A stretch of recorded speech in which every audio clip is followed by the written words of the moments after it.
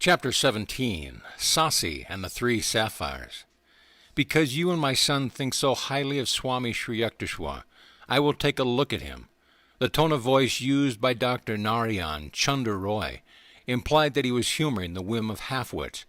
I concealed my indignation in the best traditions of the proselytizer. My companion, the veterinary surgeon, was a confirmed agnostic. His son Santouche had implored me to take an interest in his father. So far my invaluable aid had been a bit on the invisible side. Dr. Roy accompanied me the following day to the Serampore Hermitage. After Master had granted him a brief interview, marked for the most part by stoic silence on both sides, the visitor brusquely departed. Why bring a dead man to the ashram? Sri Yukteswar looked at me inquiringly as soon as the door had closed on the Calcutta skeptic.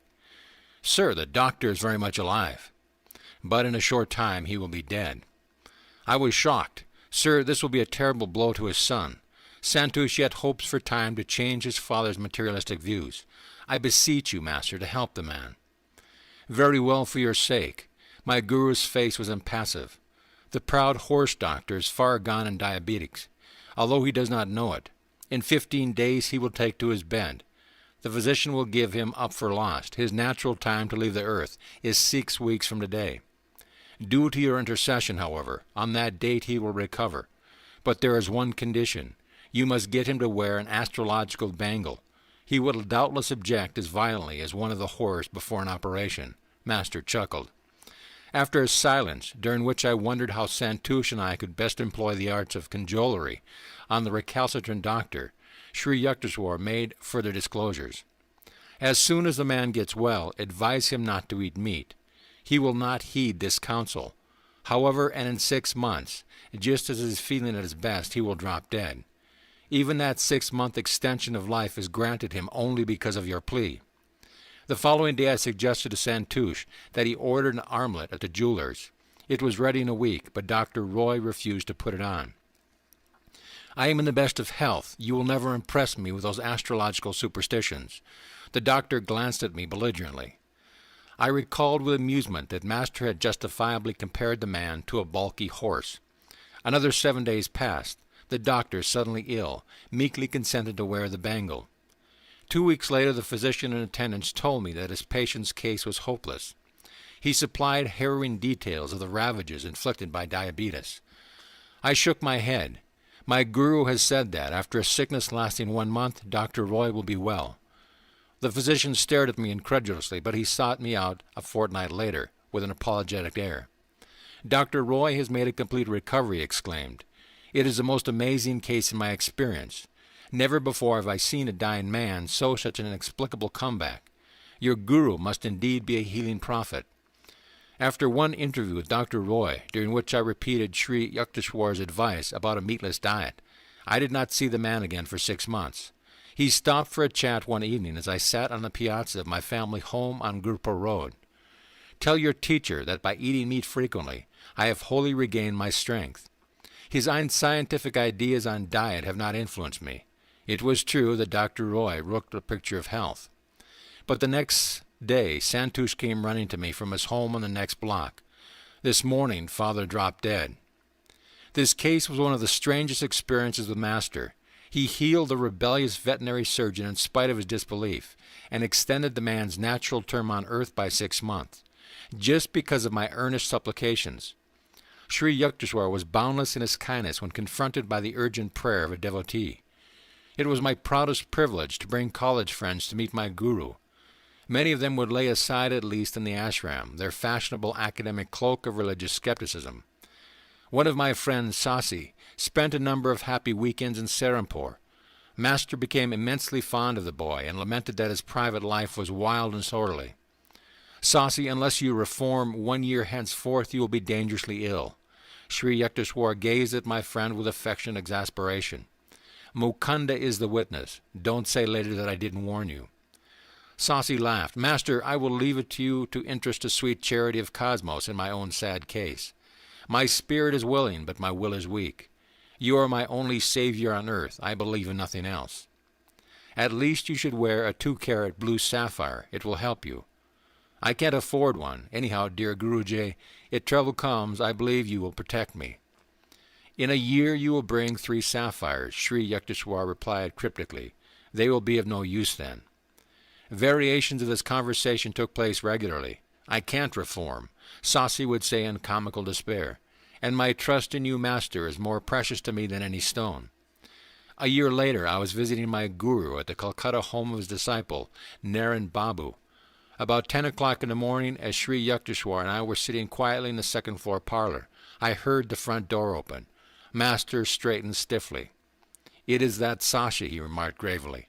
The year is now up. Both his lungs are gone. He has ignored my counsel. Tell him I don't want to see him. Half stunned by Sri Yukteswar's sternness, I raced down the stairway. Sasi was ascending. "Oh, Mukunda, I do hope Master is here. I had a hunch he might be." "Yes, but he doesn't wish to be disturbed." Sasi burst into tears and brushed past me. He threw himself at Sri Yukteswar's feet, placing there 3 beautiful sapphires. "Omniscient Guru, the doctors say I have galloping tuberculosis. They give me no longer than 3 more months. I humbly implore your aid. I know you can heal me." "Isn't it a bit late now to be worrying over your health? Depart with your jewels. Their time of usefulness is past." Master then sat sphinx-like in an unrelenting silence, punctuated by the boy's sob for mercy. An intuitive conviction came to me that Sri Yukteswar was merely testing the depth of Sasi's faith in the divine healing power.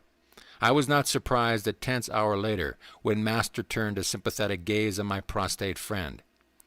"Get up, Sasi. What a commotion you make in other people's houses. Return your sapphires to the jewelers. They are an unnecessary expense now. But get an astrological bangle and wear it. Fear not, in a few weeks you shall be well." Sasi's smile illumined his tear-marred face like sudden sun over a sodden landscape. "Beloved Guru, shall I take the medicines prescribed by the doctors?" Sri Yukteswar's glance was lumonious. "Just as you wish, drink them or discard them. It does not matter. It is more possible for the sun and moon to interchange their positions than for you to die of tuberculosis." He added abruptly, "Go now, before I change my mind." With an agitated bow, my friend hastily departed. I visited him several times during the next few weeks, and was aghast to find his condition increasingly worse. "Sasi cannot last through the night." These words from his physician, and the spectacle of my friend, now reduced almost to a skeleton, sent me prostrate to Serampore. My guru listened coldly to my tearful report. "Why do you come here to bother me? You have already heard me assure Sasi of his recovery." I bowed before him in great awe and retreated to the door. Sri Yukteswar said no parting word, but sank into silence, his unwinking eyes half open, their vision fled to another world. I returned at once to Sasi's home in Calcutta. With astonishment I found my friend sitting up drinking milk. "Oh, Mukunda, what a miracle! 4 hours ago I felt Master's presence in the room. My terrible symptoms immediately disappeared. I feel that through his grace I am entirely well." In a few weeks Sasi was stouter and in better health than ever before, but his singular reaction to his healing had an ungrateful tinge. He seldom visited Sri Yukteswar again. My friend told me one day that he so deeply regretted his previous mode of life that he was ashamed to face Master. I could only conclude that Sasi's illness had had the contrasting effect of stiffening his will and impairing his manners. The first 2 years of my course at Scottish Church College were drawing to a close. My classroom attendance had been very spasmodic. What little studying I did was only to keep pace with my family. My 2 private tutors came regularly to my house. I was regularly absent. I can discern at least this one regularity in my scholastic career. In India, 2 successful years of college bring an intermediate arts diploma. The student may then look forward to another 2 years and his A.B. degree. The intermediate arts final examination loomed ominously ahead. I fled to Puri, where my guru was spending a few weeks. Vaguely hoping that he would sanction my non-appearance at the finals, I related my embarrassing unpreparedness. But Master smiled consolingly. "You have wholeheartedly pursued your spiritual duties, and could not help neglecting your college work. Apply yourself diligently to your books for the next week. You shall get through your ordeal without failure." I returned to Calcutta, firmly suppressing all reasonable doubts that occasionally arose with unnerving ridicule. Surveying the mountain of books on my table, I felt like a traveler lost in a wilderness. A long period of meditation brought me a labor-saving inspiration. Opening each book at random, I studied only those pages which lay thus exposed. Pursuing this course during 18 hours a day for a week, I considered myself entitled to advise all succeeding generations on the art of cramming. The following days in the examination halls were a justification of my seemingly haphazard procedure. I passed all the tests, though by a hairbreadth. The congratulations of my friends and family were additionally mixed with ejaculations betraying their astonishment. On his return from Puri, Sri Yukteswar gave me a pleasant surprise. Your Calcutta studies are now over. I will see that you pursue your last 2 years of university work right here in Serampore. I was puzzled. Sir, there is no Bachelor of Arts course in this town. Serampore College, the sole institution of higher learning, offered only a 2-year course in intermediate arts. Master smiled mischievously. I am too old to go about collecting donations to establish an A.B. college for you. I guess I shall have to arrange the matter through someone else. 2 months later, Professor Howell, president of Serampore College, publicly announced that he has succeeded in raising sufficient funds to offer a 4-year course.